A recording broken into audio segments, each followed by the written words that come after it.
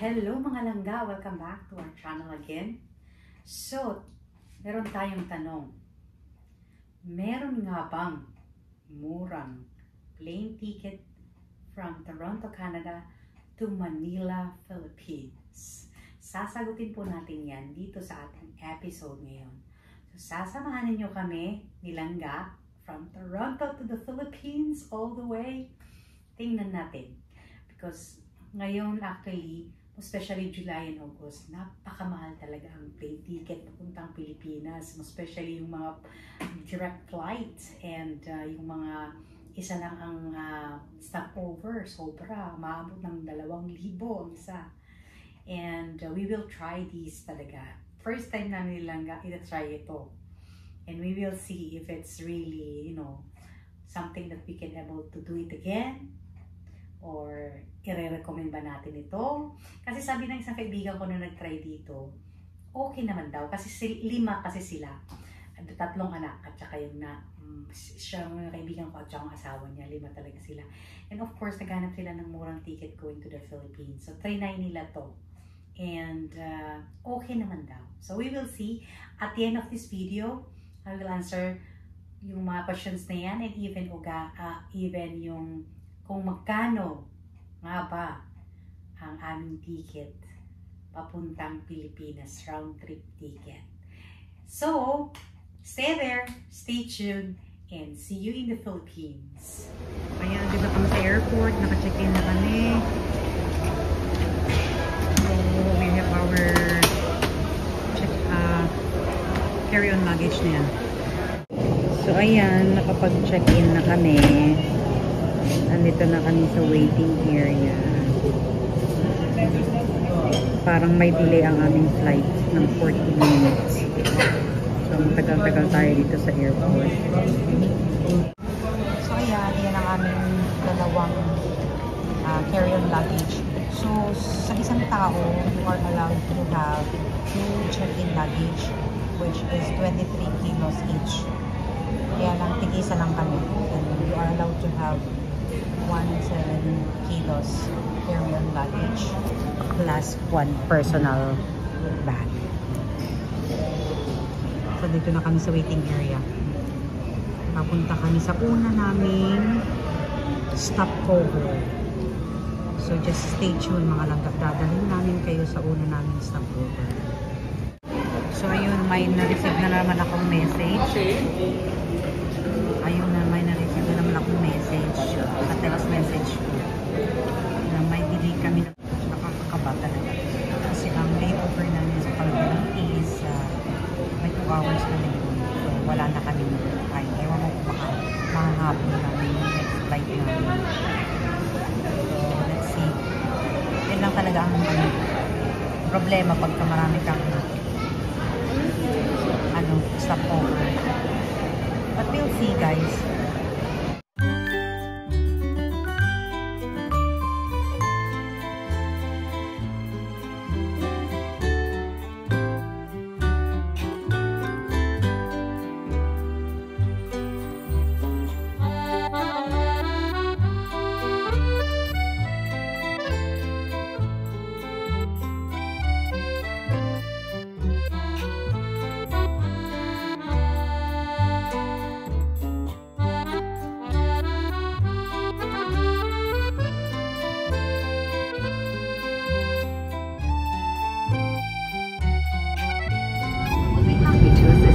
Touchdown, Calgary. Connecting flights or baggage, please speak to a WestJet agent inside the terminal. Play na tayo.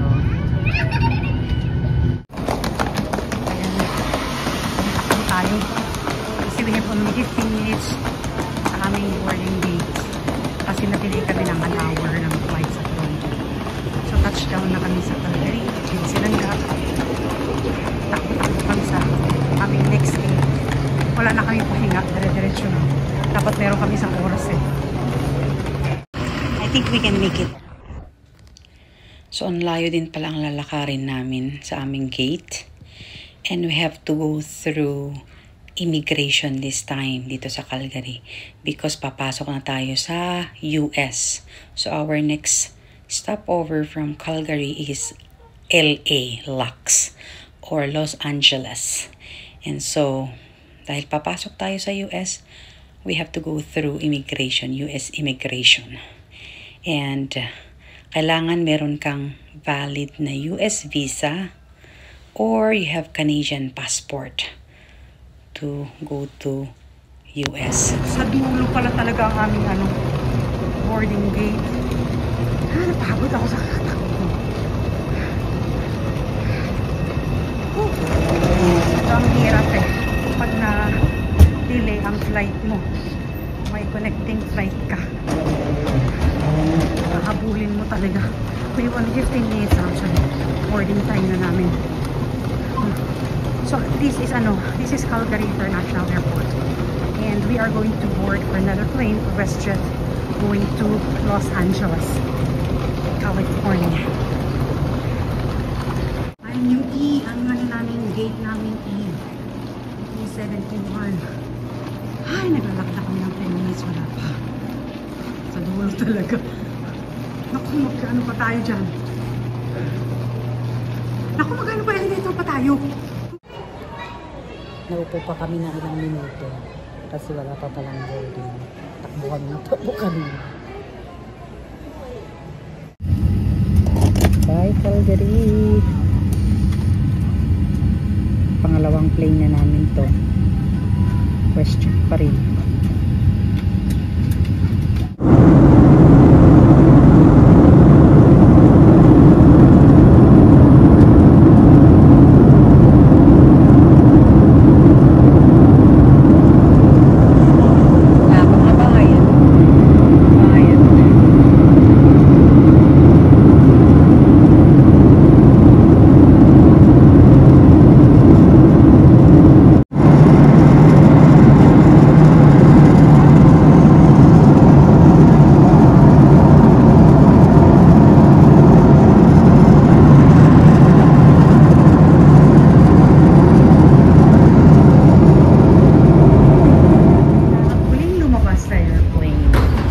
Sa likod ng upuan namin. So, ika-catch natin. So, touchdown na tayo sa Los Angeles, California International Airport. So, ika-catch na natin yung EVA Air dito sa LAX or sa LA. Going to Taiwan. So, according sa pinagtanungan namin, kailangan daw yan. Gate 100 to 225. Then yung money exchange. Yan yung money exchange. So, sabi niya money exchange and turn rights. Going to Bradley International. Ayan, dadaan ka dito sa mahabang daanan na ganito. So far so good tayo. Hindi pa high energy pa tayo ngayon eh. Hindi pa ako nakakatulog pero high energy pa tayo. So mga 10 minutes yata ang walk natin going sa international flights. Kasi nanggaling tayo sa domestic. Dito walang masyadong dumadaan. Mga yung mapupunta lang ng international flights ang kuya dadaan dito.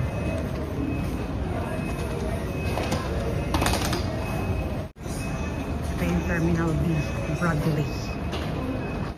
So dadaan tayo sa Movator. Ayan.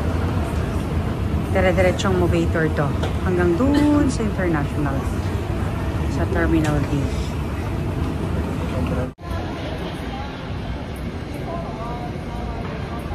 Ang daming pwede mong pag-anuhan dito. Very easy. Hermes. Ang ganda naman.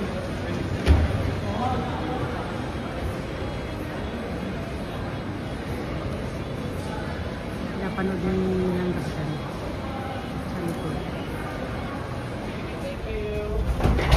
Touchdown Taiwan. Touchdown Taiwan International Airport. Nakita na namin yung aming gate dito sa Taiwan International Airport.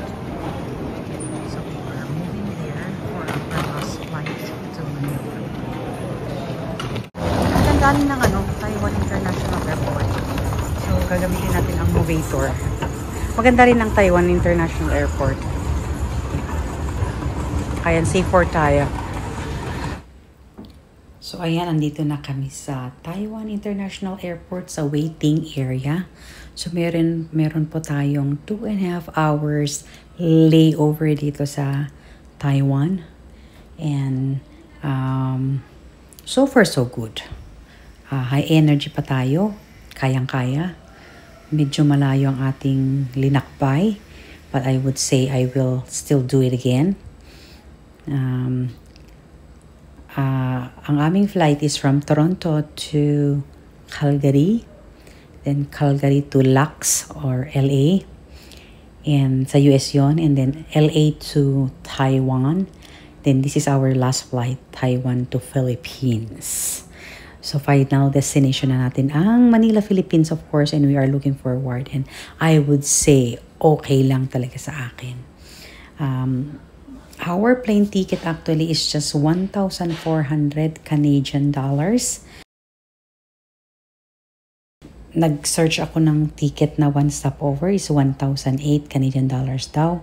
So you see the 400 difference. So dalawa kami, so 800 na yung pwede na naming i-allowance. And is around 30K din yun sa Philippine money. So not bad, right?